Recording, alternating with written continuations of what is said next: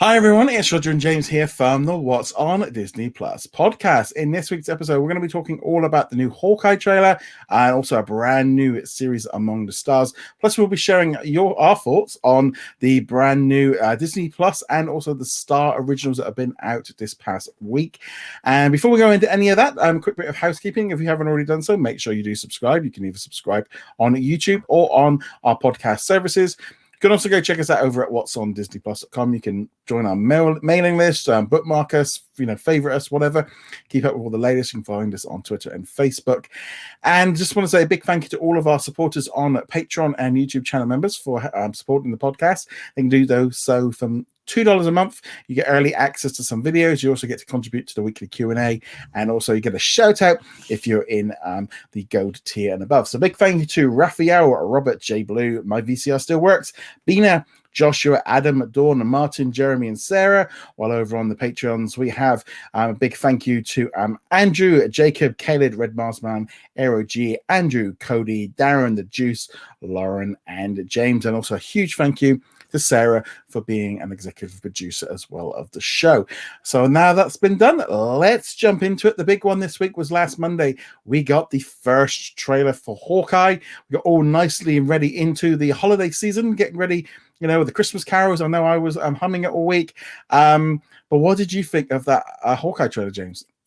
It's a fun trailer. It's not really giving away too much. Some action sequences. Really all it needed to do, just needed to tell people, hey, this is on its way, and give a date as well. Yeah, I mean, for me, I really enjoyed this trailer. It was fun. It was, again, this simple thing of going back to the idea of this does not feel like Loki. It doesn't feel like What If. It doesn't feel like WandaVision or Scar. It feels completely separate. It's got a different vibe to it. We kind of got like this die-hard Christmassy feel to it with a bit of Home Alone thrown in with it. And it just looks a lot of fun. And I think that's one thing that I really liked about it. It reminded me a lot of Home Alone, actually, in a good way. Yeah. I don't know what it was. It just had that vibe to it. And of course, Hawkeye always being kind of less serious character, who can be serious in a fight, but who normally isn't a very serious character, gives it kind of that more casual vibe than something like Falcon and the Winter Soldier. And ultimately, you've got to look at this, Hawkeye and also Kate, they are just regular humans that can shoot an arrow. That's pretty much all they can do. So it's so like depowered from what we've seen like with Loki and WandaVision. It's going to be completely stripped back, very, very simplistic. And there's lots and lots of rumors flipping around about whether or not we see Kingpin in here as well, because his like adopted daughter Echo is going to be introduced, who's then going to go off and have her own spin-off series. And there's a lot of excitement over that. And this is just that kind of feeling of, okay, here we go. I mean, we are having What If now. We've just had Shang-Chi. We've got the Eternals coming up. But Hawkeye is kind of the next big one, I think, for Disney+. And I thought the trailer did great. I really enjoyed it. I'm really looking forward to this one. There really just isn't anything there. I got to the end of it, and I've watched it like 4 or 5 times. And it was just like, yeah, there is nothing there that I could say that was like, nothing wrong with it. I'm really, really looking forward to it. I could have done with a few more Russians, bro. But that's coming from the comic series that this is at least loosely based on. Even if you're not like super into Hawkeye, the Matt Fraction run, which everyone cites, is absolutely worth checking out. It's only like 20 issues or so. Yeah, I need to check it out. I've just updated my Marvel Unlimited app with a new version that they've just done last week. Just on my to-do list this month. But again, I think it's just, I've been waiting for this one for a long time. I mean, Hawkeye has really taken his time to get his own, like, it's not even, the thing is, well, it's not even an origin. They can completely just go forward. And I like the fact that it's set straight after, the events of Endgame. And you'd think, he's just trying to chill out with his kids and, retire. But obviously everything he's done during the blip, he has to sort out. So, skip the kids off and then just deal with these thugs. And yeah, it just looks a lot of fun. And there seems to be quite a good bit of chemistry there. Setting up, again, the next generation of Avengers and stuff. I just liked it. I'm looking forward to it. It also does obviously confirm that Miss Marvel, I don't think is going to hit this year. I think that one's definitely kind of skipped into next year now. And I don't think that's a bad thing. I actually at that point where I think having essentially most of, having maybe 5 to 6, maybe 4 or 5 weeks without anything might not be a bad thing.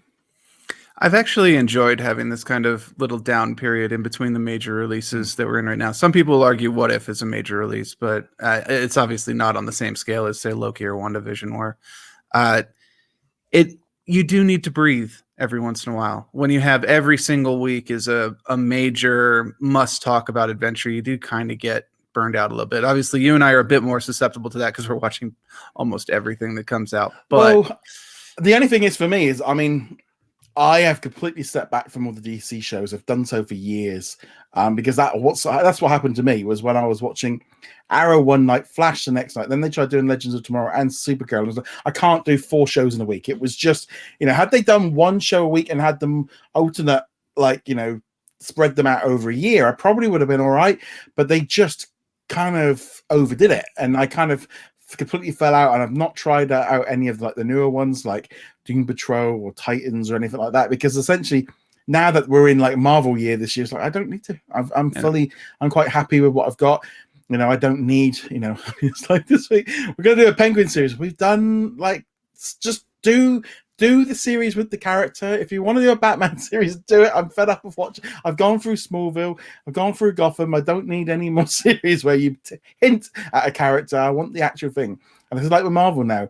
The Hawkeye show is about Hawkeye. It's not, and I think that's just for me of Marvel's enough at the minute. Like I said, I used to watch all the DC shows, but they overkilled it for me. And I'm really hoping. I actually think that moving Miss Marvel back actually was a better thing for them to do, because I think it would have been a bit overkill. Trying to having What If and Miss Marvel at the same time would have been a bit, and it just would have sucked all the air out of What If. So I'm kind of glad. And then if we get that in January, February time, I don't think that's a bad thing as well. Yeah. So I'll just add on this. I have been keeping up with the DC shows. The only 2 at the moment worth checking out. Doom Patrol is actually a really good mature series. Probably not for kids, but if you want something with a little more bite to it, Doom Patrol. And the Superman and Lois show has been surprisingly good, particularly if you liked Smallville back in the day. Yeah. It's kind of like Smallville, but with Superman in the father role, and his and Lois's kids being in the original Superman role. Actually really good. The rest of the DC stuff has kind of lost its way, and I had a hard time pushing through many of those this time around. It's for me at the minute, it's just we're trying to watch everything. Is just they've just not been on the radar. But yeah, Hawkeye, that one's coming up on November the 24th, with new episodes dropping every Wednesday from that point on. So that'll be dropping just in time for the holidays. So moving on from there, it was confirmed this past week that High School Musical the series is going to be returning for a 3rd season. Filming is going to be going into production later this year, and they are going to be moving from Salt Lake City to Los Angeles for the filming. Going to be mixing it up a little bit this year. They're going to be following the Wildcats as they leave the hallways of East High for an ultimate summer at a sleepaway camp, complete with campfire, summer romances, and curfewless nights. So they're definitely kind of moving it away from the high school, taking on a summer camp. 1, they can do loads of stuff outdoors. B, they can reduce the amount of people around. Trying to put on a big show doesn't work in a pandemic, which is why we ended up with that really awful finale for that season, was because they kind of went, that big plan we all had, to have this big sing-along at the end. Yeah, we're not doing that. It was just and that's why that season finale sucked. Not just being honest, it was a bit you can't spend 10 weeks building up to this big show and then not do the show. We've all decided not to take part. That's the thing. So I am glad that they're going to be shifting it up a little bit. Whether or not Rodrigo comes back, I think unless it's in her contract, I can't see how she would do. I think she's way too popular now to do it. But she might do a little cameo or something. But I think I'm looking forward to come back. Hopefully as well that with moving away from the school, they can have a little bit more fun with it, and maybe, I don't know, do some original songs. That might be a nice one. They've done some great new original songs that have been really great, and I think they leaned a little bit too much on Beauty and the Beast in the second season to kind of pull them along. So hopefully we see some more original ones, because there's some really good ones in there. Yeah, I didn't end up finishing season 2, but changing the location, changing the setting is normally a good way to kind of inject some new life into the series. It can also be the death knell of a series if it's done improperly, but we'll have to wait and see which direction they're going with that. I think it's a good thing, though. I think it'll bring some life back into it. And also bringing it to Los Angeles means they haven't got to get all the crew there. It's just they're already over here, so that will definitely speed things up. So the fact that they're going to be filming later this year, I would be surprised if it doesn't drop. Maybe next summer if we're lucky, maybe like the holiday season, just afterwards. But it'll be a while off before we see that one. Okay, so let's now shift over to another new series that was announced. So this is going to be coming on October the 6th. Not too long to go, and it's called Among the Stars. So this is a brand new 6-part documentary series which follows NASA astronaut Captain Chris Cassidy as he embarks on one last mission through intimate footage, personal video diaries, and live footage stationed both on Earth and in space. Viewers will get a first look at the critically important team of engineers, flight controllers, and specialists who take on this dangerous and awe-inspiring mission for the creative good, or for the greater good. I saw this one here, and I gotta be honest, I was like, this is a big flag that says this is a James show. I think anybody who's familiar with this podcast thought, like, yep, this is his thing. I will say they should have led that it's a documentary, because one last mission is normally not a good thing when you're talking about shows or movies. That's when things tend to go wrong. But yeah, obviously I'm super excited for this. Yeah, I mean, the trailer to me, this is good. I mean, in some way, when they were doing the binge drop, it would have been like, oh, it would have been nice to kind of have this one spread out a little bit. But I think with documentaries, they have been finding the data shows that it's actually in its benefit to do it. Kind of would have liked a little bit more of a run on, because I mean, just to drop this like in what have we got, about 3 weeks ago. But again, documentaries just it's hard. It's hard really, because they don't move the needle in the same way like the drama series do, and it is a shame, that these shows do get a little bit overlooked. I know that some people they gloss over the word you say documentary, but for me, we got a show that Disney made in space. This is like ultimate up there. So yeah, I'm really looking forward to this one. This one's going to be pretty cool to check out. But yeah, I mean, it's interesting as well. It is actually, I think it's actually created a little bit with, I mean, looking at some of the stat, National Geographic might be involved in it, but whether or not it's shifted over, but they've not been kind of putting under the National Geographic banner. I mean, considering how hard it is to get cameras into space, normally they go with the really good quality stuff. That's why there's so many IMAX videos, and I would imagine that they at least worked with National Geographic to pick out the kind of cameras they would use. So they're probably not going to get a credit for it, but anything that Disney does from this point forward, that's documentary and heavily photography or videography based, I'm going to assume National Geographic's helped with. I mean, it makes total sense, doesn't it? Use your experts, use who you've got that that do this well. So for me, this was just like, it actually kind of, it's a bit funny because I mean, I'm looking forward to the Muppet Haunted Mansion special, but like just beyond, until I see something about it, I really don't know what to expect from it. So like at the minute, like this documentary is kind of going, okay, that's going to be a little bit different. I'm looking forward to seeing where this one goes. But only a few weeks to wait for that one. So it's not too far, as I said, as that'll be coming on October the 6th. It was a little bit weird because the actual press announcement does actually say on Monday, October the 6th, which threw me off. Which then sent me going, well, is it over Wednesday the 6th or Monday? Are they going for Mondays? Are they spreading it out? It's like, no, I think it is the Wednesday, but that looks to be just a little error. So that's all the news, really. There wasn't there's not really been a huge amount of bits and pieces. Quick note, I know a lot of people have been asking, like, where's October's official list? Because normally they come out around about the 15th of the month. A little bit later. Sometimes it has been as late as the 20th. So it's not a huge surprise to see it pushed back. But how I'm thinking is along the lines of maybe they don't want to say anything out yet because they wanted to get one last weekend of Shang-Chi at the box office before everywhere starts shouting Shang-Chi's coming to Disney Plus at the end on the end of October. That's my guts. Like nothing. No, this is my pure guess of thinking that's what I'd do. just like, if I wouldn't want a load of people knowing this weekend, if you wait for like 4 weeks, it'll be on Disney Plus. Even though we know that, but the minute there's an actual official date, then they might not want to do that. So that might be my one like theory with my tinfoil hat on to sort of say why we've not had that information yet. I don't think it's all that tinfoily. That's just business.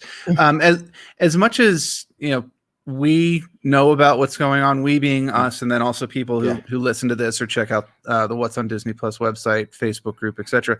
The vast majority of people who are using Disney Plus don't go and check what the release lists are for the week. They don't say, oh, there's a Miss Marvel series coming in the future. Most people probably don't even know that that's really out there.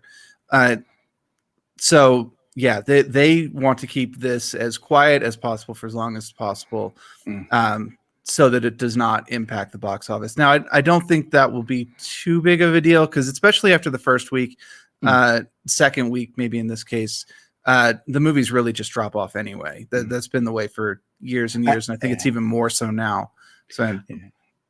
I also think as well, I don't necessarily think it's a bad thing to get the actual release a little bit, the news of when the shows come out a little bit closer to October. I don't think it's, because I'd rather than wait a week and get some things finalized and not make mistakes and bits and pieces. So hopefully next week we will find out what's all going to be coming in October.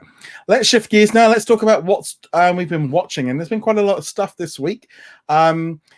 So let's start off with the Disney Plus original. So let's start off with Nona, which was a Spark Short all about a grandmother who wanted to watch the Smashdown wrestling, and then her daughter drops off her granddaughter unexpectedly, and then she wants to, spend time with her gran and play, and instead the gran just wants to watch wrestling. And there's a whole thing that goes on. And I thought this was cute. I thought it was lovely. Completely could understand being a wrestling fan and understanding the want of, someone asking you questions while you're trying to watch especially if you're watching like a main event or WrestleMania or something. But also, I used to be the kid that used to go to my granddad's and watch wrestling every single night after school when I was a kid. And when I would finish school, head over to watch it at 6 o'clock, because he literally lived up on the other side of the street. So literally could just cross the street and go. And he had Sky, he had cable, and we didn't. So that was how I grew up watching wrestling for years, of just crossing the street and watching it live, and when like with my granddad and stuff. So that's kind of, I think that like helped with the nostalgia of this short. Which obviously I did not have. I've never been a wrestling, never hated it, never really watched it. I remember when I was a kid though, like Hulk Hogan and those guys were really big. But I don't think the Spark is about wrestling, but you can really apply it to any form of media. I think wrestling's actually an interesting choice, because unlike a lot of TV, even from that time period, 90s, early 2000s, wrestling doesn't really syndicate. You don't watch reruns of wrestling, so it's more important to watch it now versus later.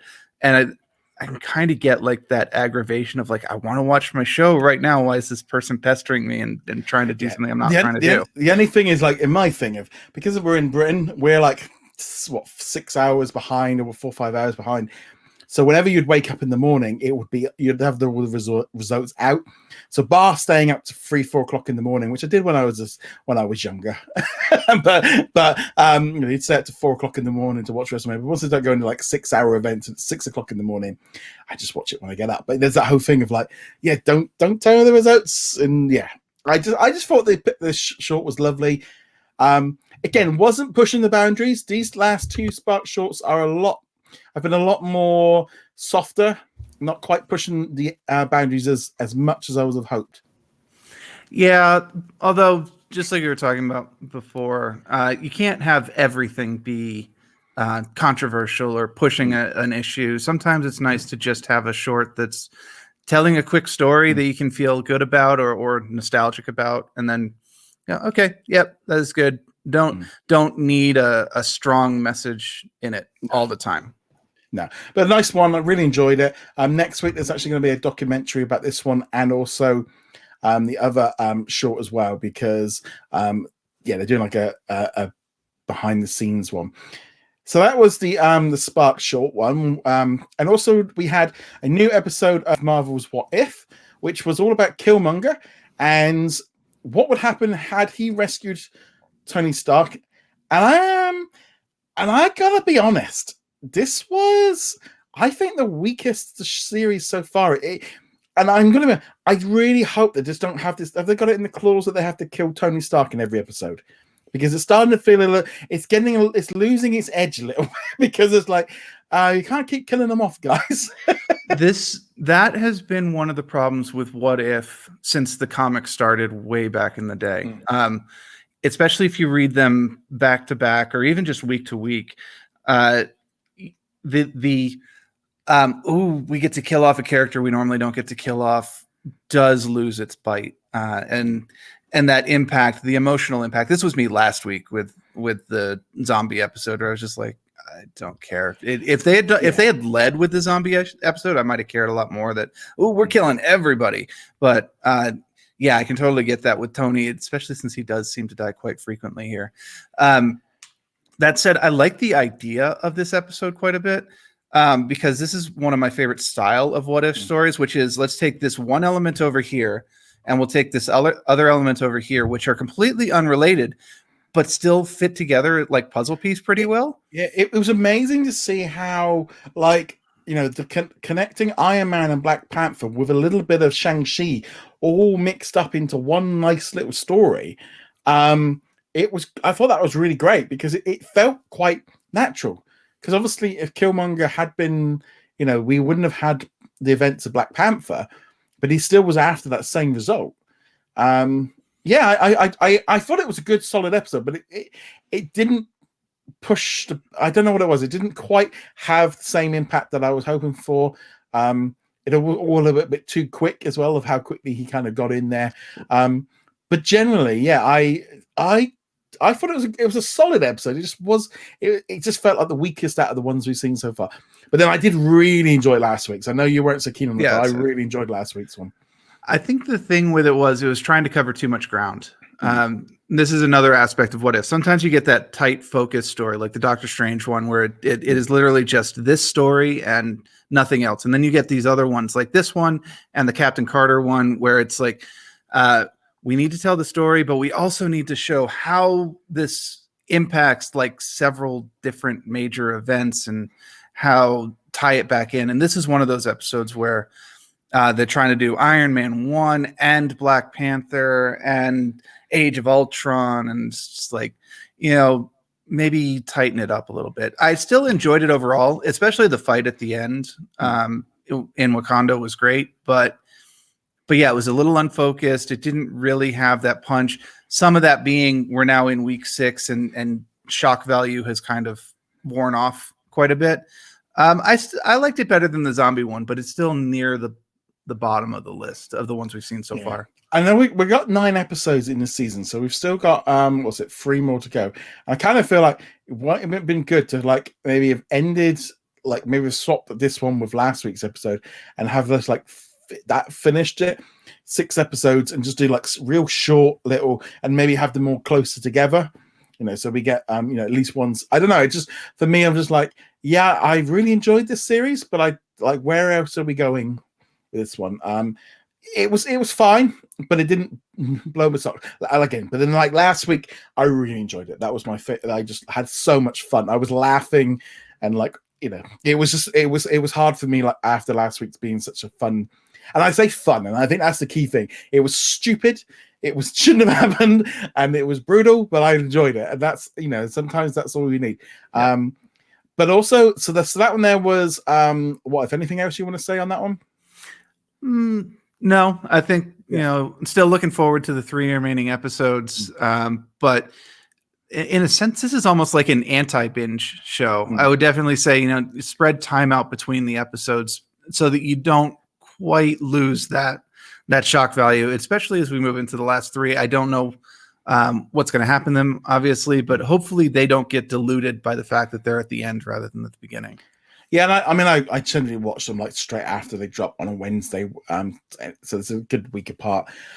So let's now shift over to some of the other Disney Plus originals. So we had a new episode of Doogie Howser. Now, I did watch this one a few weeks ago, just before the so next week I'll be in line with everybody else.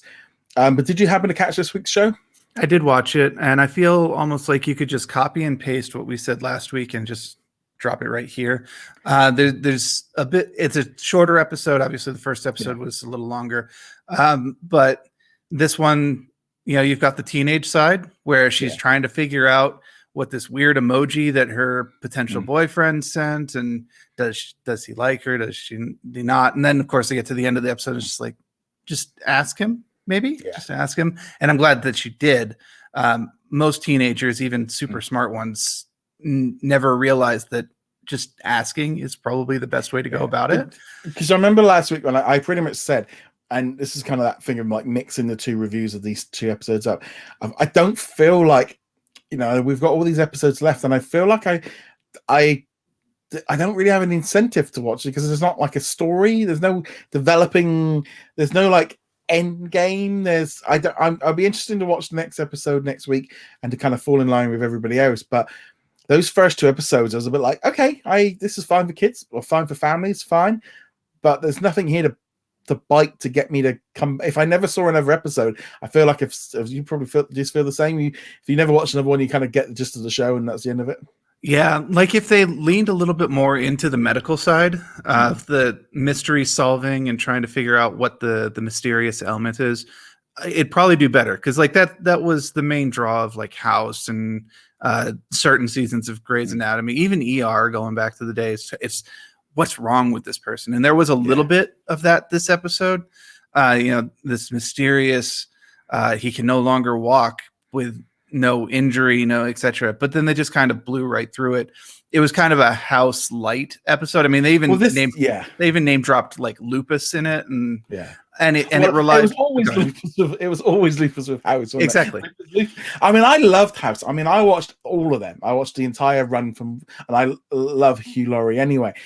So I get, and I think I did say last week it was like a House light. Kind of, I think this episode really kind of leaned in on that whole thing. And I like that thing of what she was doing. And you watch this one here. If you like this one here, then give them a real show. That's kind of the thing I think for younger viewers. But a nice solid show. I'm looking forward to watching next week, kind of see if I carry on or not. So are you going to carry on, or do you feel like you've tapped out? I'll get a couple more episodes under before I fully decide. But if it ever came down to I need to watch this show or that show, this is definitely the one that's falling off the side. Kind of like Turner and Hooch for me, I guess. Yeah. Speaking of Turner and Hooch, I'd only watched the first 3 episodes, and I just generally felt like it was okay, but I just kind of it fell off the wagon, and I just forgot all about it. Well, this week I've had a carpenter in all week. I'm getting the new area, so I'm going to be hopefully moving into a new room in the house in the next week or two. And so I've had to I couldn't work in the office because he's literally working here. So I was like, I'll put it on. I think I just put it on one episode like while I was working, and I'm just like, and I ended up binging through like I think 5 episodes, and it was kind of fun because I was like, okay, I was getting into the series, and I was like, okay, I'll keep this one going. And I've watched this week's episode as well. And it was like, okay, I must have watched like 5 episodes. And what was interesting is that they seemed to they dropped the whole kind of movie, like the second episode obviously being like Die Hard. They kind of dropped the whole movie, which was fine as a gimmick, but it wasn't really going to sustain the series. And yeah, I mean, the whole thing with the kind of Turner and the girl is still going on after 8-9 episodes. Nothing really has speeded up. They're slowly getting there, but it's very, very slow. It was a fine kind of put it on in the background while you're working show. But I'm gonna finish the season now. I think I've done enough now that I'm gonna watch the next few episodes when they drop. I might wait a bit. I'm not going to watch them all on when they drop on the Wednesdays and stuff, but I have kind of like, okay. And I remember doing this with Diary of a Future President the first year, where I kind of watched it, fell out of it, and then came back and was able to binge it in like one go. And I was like, oh, okay, yeah, it kind of. And Turner Hooch seems to feel like that same thing of I needed it. Yeah, it needed a bit of a more of a go. And there's some shows where the plot only moves incrementally, like tiny little bits. And sometimes this is where the binge format comes into play. You're less likely to worry about it when you're watching 4 episodes at once, and you feel like it actually moved. Whereas in the previous episodes, we watched them week to week, and it's like there's literally nothing happening. You're doing the same gags, and Turner's not moving forward in the department. The romance is not moving forward, and oh look, the dog has done something stupid, but actually it's really smart. They seem to kind of have eased off that as well. They even kind of eased good. off that, which was to me is a bit like that was always the funniest bit of Hooch, was him doing stuff. I mean, I'm a dog person. I've got 2 dogs, so therefore they do wreck stuff daily. So I was like, okay, but I like I said, I've kind of got back into that show, so that was good.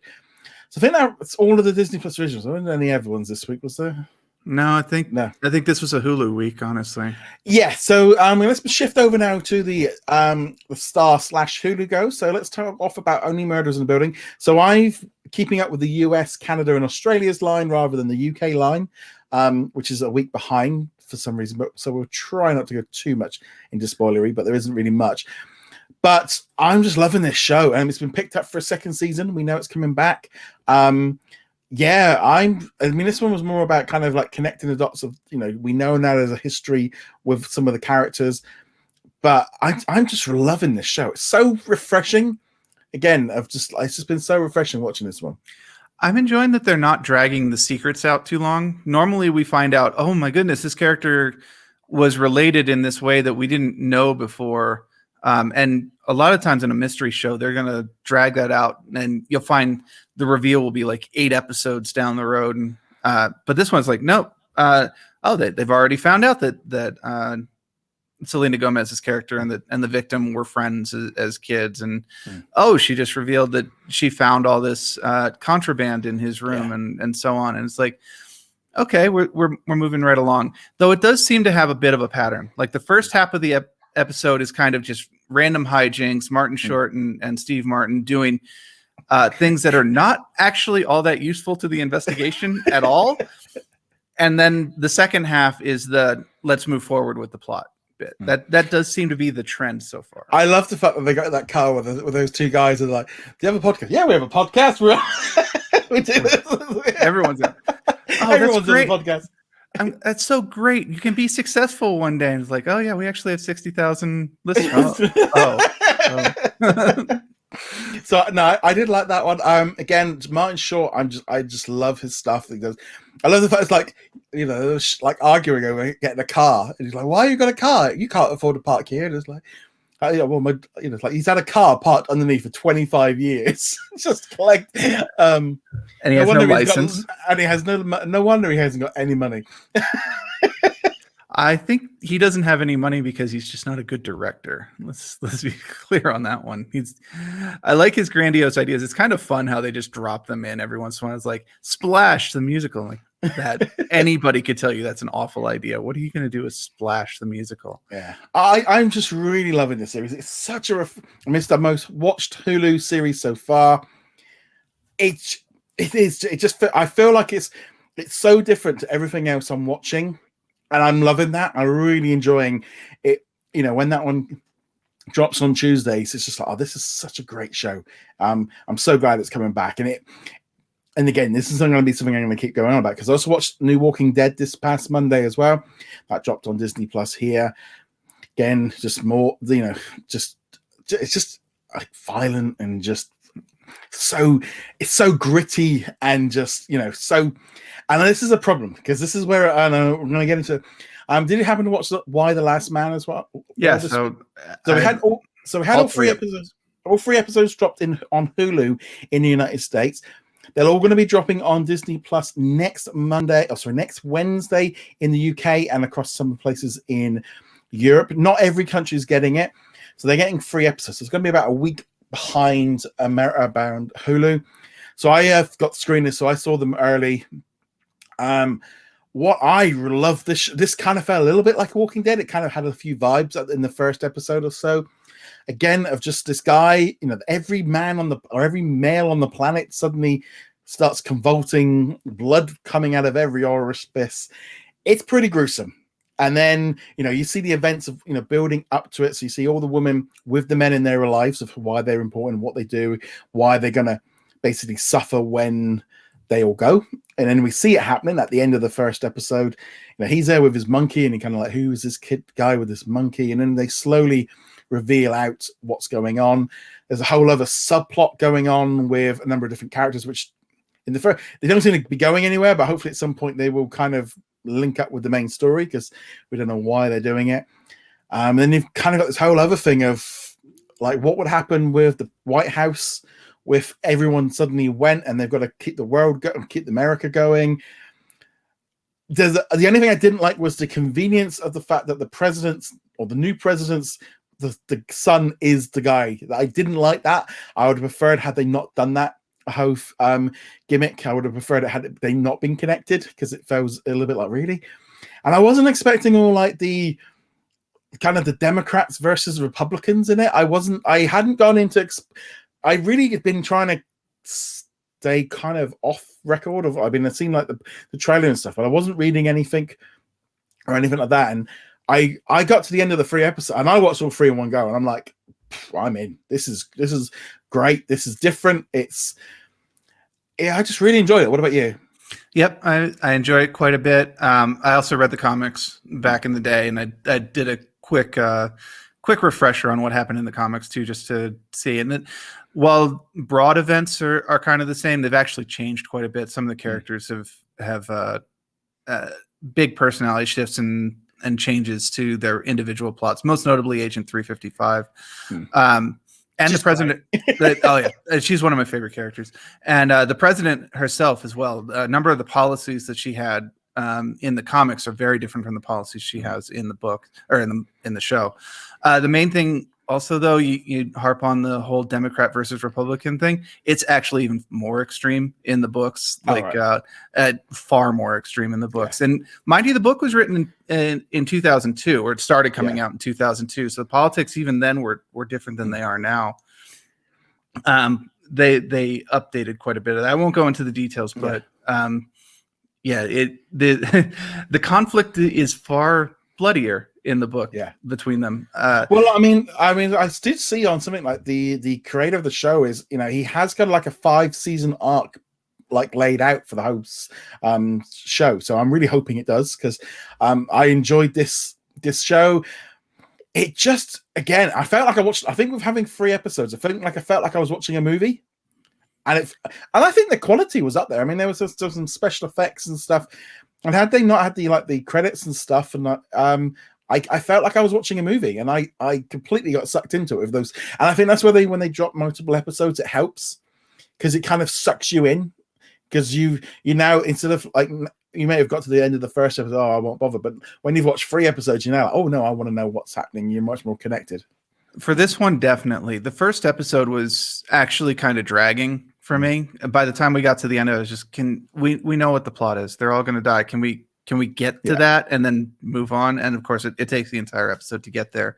And part of that, of course, is I read the book, so I want to get to the actual fun stuff. But if they'd only dropped the first episode, I kind of would have been a bit annoyed.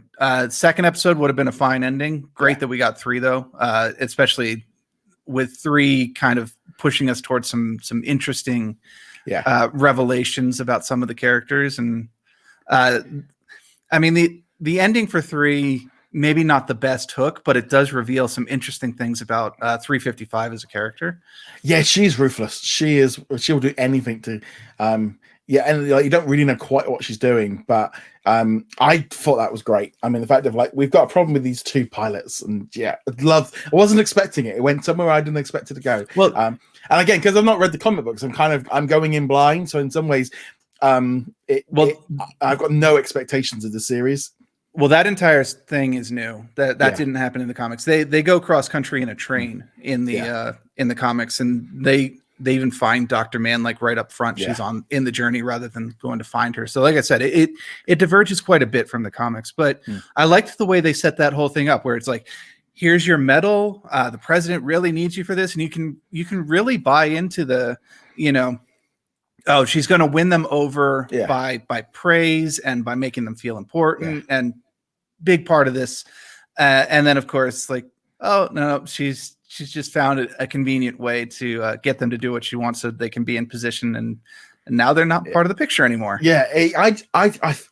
And this is the thing. And it's not just with Why the Last Man, but between Why the Last Man, Only Murders in the Building, Walking Dead, it's like those shows are just, for me, are just elevating like Disney Plus up so much here in the UK. I mean, we've got our commercials running with those free shows. Like that's like a key selling point for September, are those free and it is just along lines of, it's such a completely changes how you view this. You know, if you've only got like Doogie's the biggest thing, and you take those free shows, obviously they're all big hits on Hulu, but they just makes Disney Plus such more powerful here in the UK. I mean, I know in like London they did a whole kind of special like walk-in experience for Y the Last Man to kind of get the launch going. And I don't know, it's for me, like, for watching all this week, it's just been like, oh guys, we're getting some real good telly. So it's just like, it's just nice watching like